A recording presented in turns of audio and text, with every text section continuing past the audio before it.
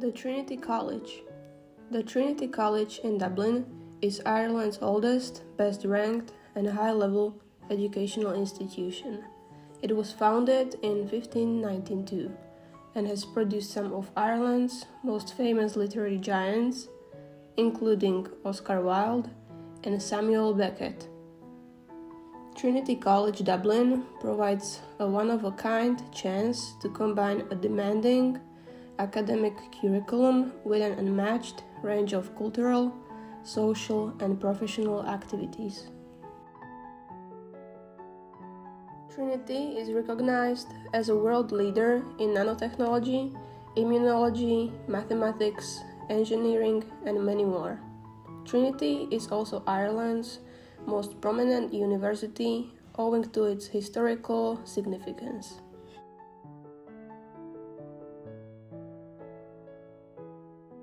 The Dublin Writers' Museum. This small and cozy museum honors Irish playwrights and poets who are a big part of Dublin's rich literary history. The Dublin Writers' Museum first opened its doors in November in 1991. The museum was founded to foster interest in Irish literature as a whole, as well as in the lives and works of particular Irish writers through its collection, exhibitions, and events. The museum is organized chronologically, beginning with the roots of Irish storytelling. An early book of Gulliver's Travels from 1804, programs from the premiere of Oscar Wilde's An Idle Husband from 1895.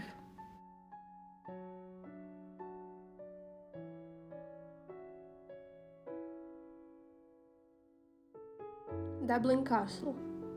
The centerpiece of old Dublin is Dublin Castle. It is one of the most significant structures in Irish history. The city was named after the Black Pool, which was located on the current location of the castle garden, where the River Liffey met the River Poddle. It was the seat of English, then British, power in Ireland from 1204 until 1922.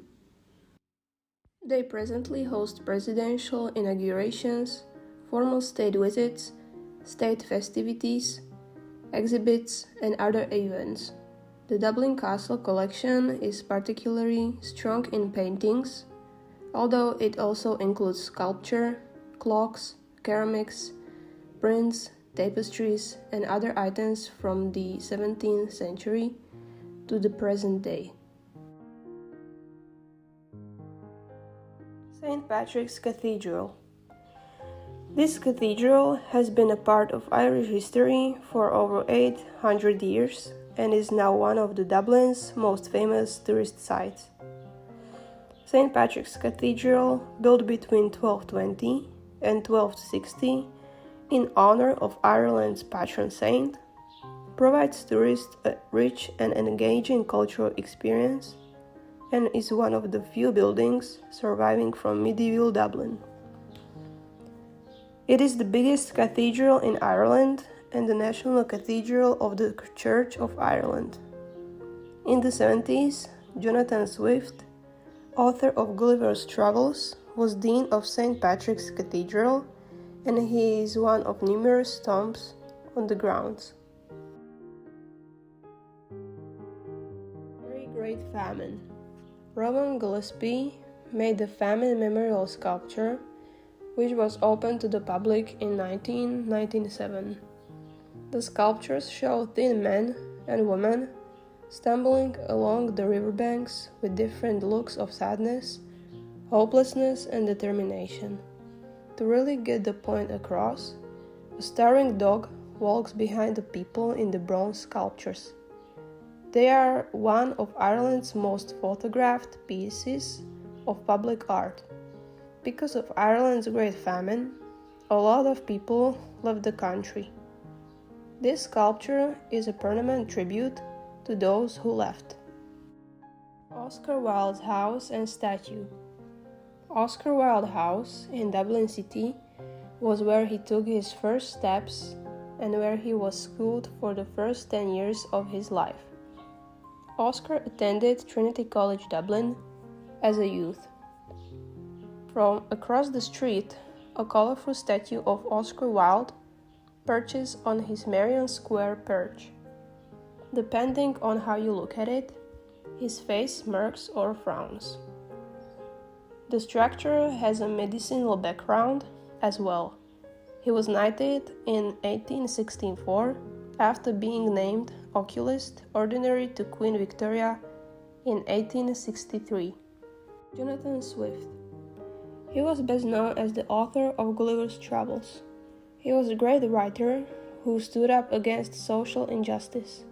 A small metal plaque marks Swift's tomb on the cathedral's west floor. His inscription is on the grave's wall. Swift unusually composed his own epitaph and had it carved on black Kilkenny marble before he died. George Bernard Shaw statue. The life-size bronze statue of Shaw by the Gallery's Clare Street entrance was made by the Russian artist Paul Trubetsky, who Shaw called the most amazing sculpture of modern times.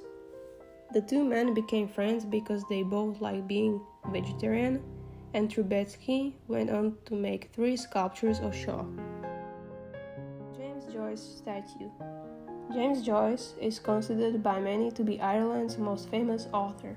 A life-size statue of him, made of brass, stands on North Earl Street next to the O'Connell Street GPO. Both of his collection of short stories, Dubliners, and his most famous book, Ulysses, are set in Dublin. This makes the city's heart a great place to honor him. Samuel Beckett's Bridge. The bridge is the second youngest in Dublin. It is named after a great Irish person like the ones that came before it. The bridge is named after Samuel Beckett, who was born in Dublin and won a Nobel Prize for writing. He made it look like a harp by attaching 31 cables, stays of different lengths to a curved pole. Irish shellfish. Ireland are home to all kinds of tasty shellfish and seafood. Once predominantly reserved for export, Irish shellfish are increasingly being enjoyed in Ireland. Whether you enjoy them raw or cooked, make sure to sample some of these incredibly delicious treats from the sea. The oysters are so popular that every year the Galway International Oyster Festival takes place. Celtic pagan festivals. The pagan seasonal cycle is often called the Wheel of the Year. Almost all pagans celebrate a cycle of 8 festivals which are spaced every 6 or 7 weeks through the year and divide the wheel into 8 segments. 4 of the festivals have Celtic origins and are known by their Celtic names: Imbolc, Beltane, Lunchtane, and Samhain. Samhain is one of the most famous Celtic traditions as the Irish heritage of the modern-day Halloween. Irish kilts. The kilt most traditionally associated with the Ireland is known as the saffron kilt. These were the first kind of worn by the Irish military and are still the most widely worn today. The saffron kilt is mustard yellow in color and often has shamrock appliques adorning the pleat. Nowadays, the kilt is still worn. It takes the form of large woolen cloth, more than 16 yards or 24 meters long, wrapped around the waist, which forms a succession of deep folds. Dublinia Museum.